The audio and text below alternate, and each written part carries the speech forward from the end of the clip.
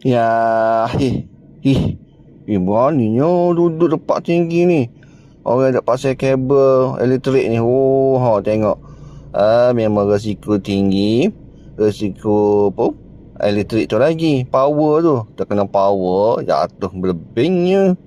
Oh, tempat gini, siapalah yang berani buat kerja ni mesti gaji je memang power punya ha. Tengok penembak dia ha. Tengok safety, tengok dia pakai pakaian dia penembak untuk arus elektrik kalau terkena arus dia memang maut lah. Tengok ni. Tengok ni habis ni yak pasal ni yak sambung kabel ni Oh, yang kacik tengok. Yang sambung kabel dia gini yang ada alat dia kas ni untuk sambung kabel.